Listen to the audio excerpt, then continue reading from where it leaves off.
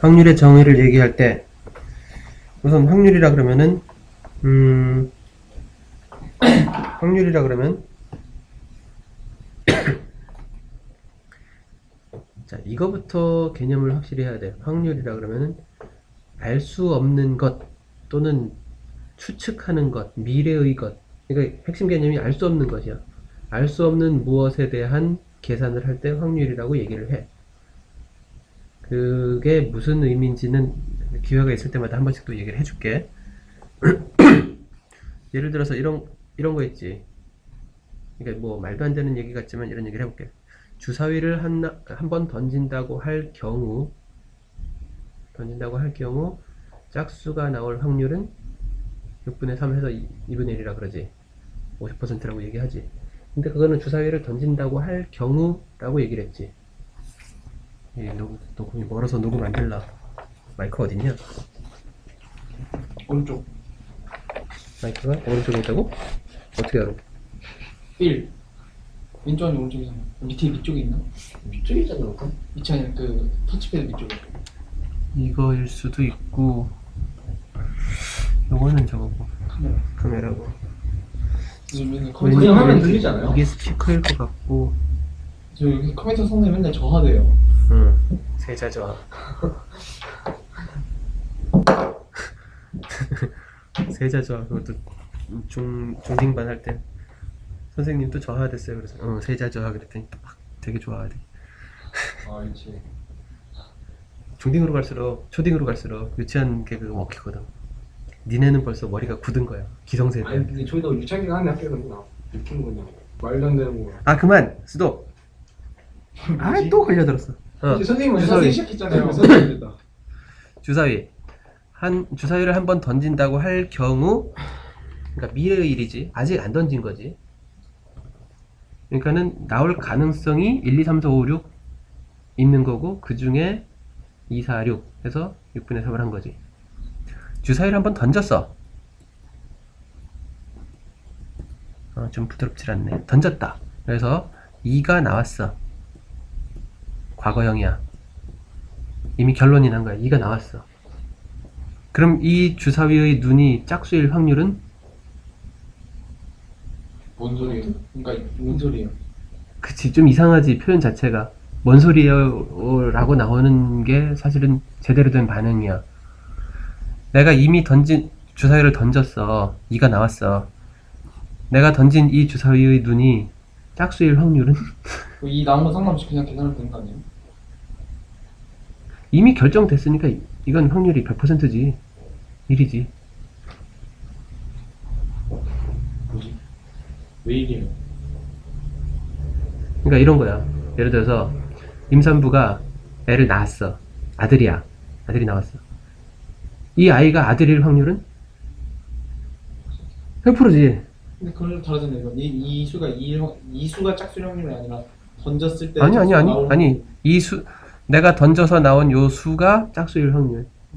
1. 1이지. 그러니까 내가 얘기하고 싶은 게 이미 결정된 사항이냐 아니면은 결정되지 않은 미래의 사항이냐 추측하는 상황이냐에 따라서 개념 자체가 다르다는 거야. 이미 결정된 거에 대해서 확률을 얘기하는 거는 어떻게 보면 무의미하다는 거지.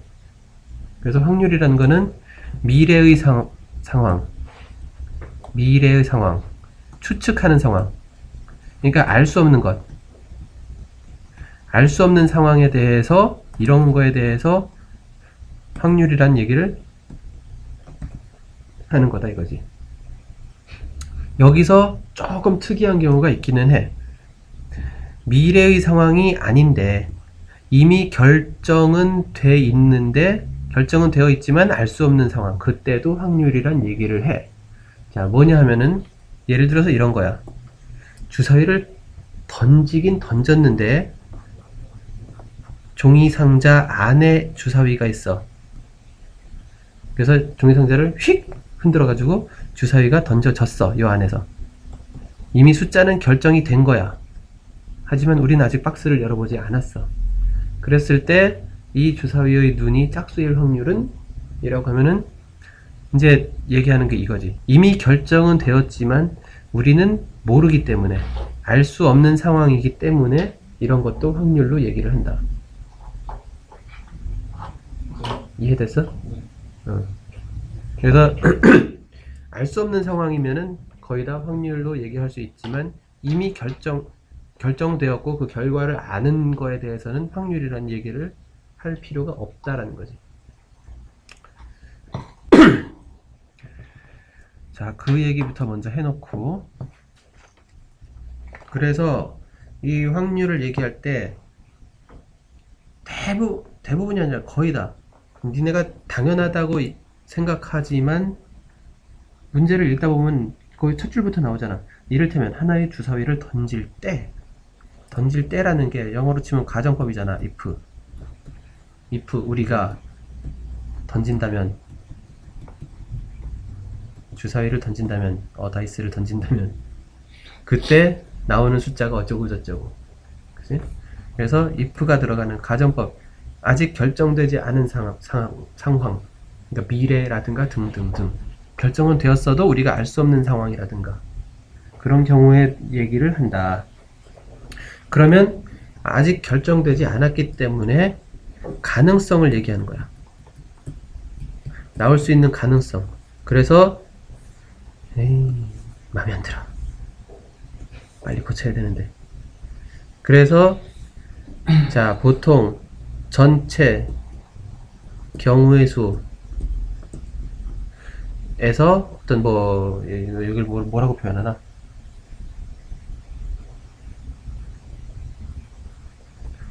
조건을 만족하는 경우의 수라고 얘기할 때 이거나 아직 일어나지 않은 상황이라고 해야 돼.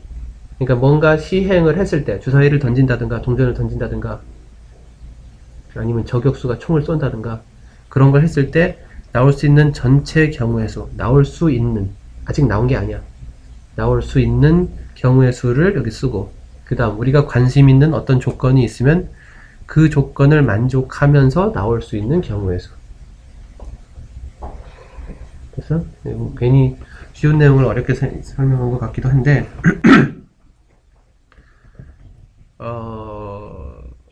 사실은 이 얘기를 해주는 이유 중에 하나가 그거야. 내가 대학원 때 수학과 과목을 하나 들었는데 그 수학과 교수가 저쪽 영국에서 온 교환 교수였는데 참 사람 맨날 그 사람 말하잖아. 처음에 말할 때그 바늘 던지는 거.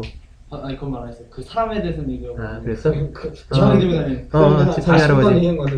그 할아버지가 참 희한한 문제를 낸 거야. 바늘을 던졌다. 바늘을 던졌는데 바늘이 이 방향으로 섰다. 섰다고요? 아니 섰다가 아니라 이게 가르쳤다고요? 이 방향을 가리켰다. 바늘이 이 방향을 가리켰다. 그러면 바늘의 중심으로부터 생각해서 이 방향을 가리킬 확률은 애초에 각도로 생각했을 때 모든 실수의 각이 가능하지. 0에서 360까지 모든 각이 가능한데 여기를 딱 가리켰다는 것은, 즉 요 점을 가리켰다는 것은 원주상에 있는 모든 점이 분모가 되고 무한한 점이 분모가 되고 요 점 하나가 예. 분자가 되니까 확률은 빵이다. 바늘을 던졌을 때 이 방향을 가리킬 확률은 빵이었다. 근데 확률 빵의 사건이 일어났다. 이걸 어떻게 받아들여야 하느냐라는 질문을 하더라고. 깜깜하더라고. 뭐래요? 답이. 답을 안 가르쳐줬어. 끝까지요? 그러니까 그러니까 그 선생 가르치는 방식이 조금 특이한 게 있었는데, 이런 방식 들을 때 그거 생각나더라.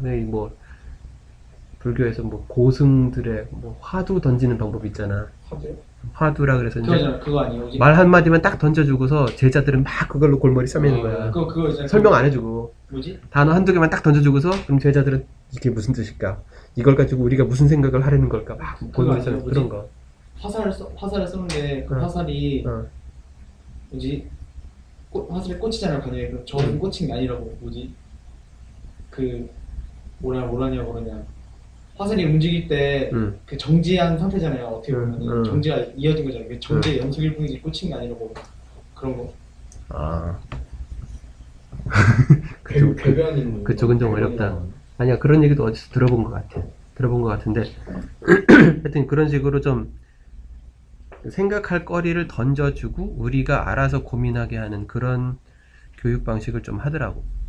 근데 다음 뭐예요 그래서? 결국은 답을 안 알려주고요. 아, 뭐지? 학생들끼리 고민하는 거야. 고민하고 땡이에요. 답 모르고. 답은 답도 못 나중에 다- 힌트는 주지.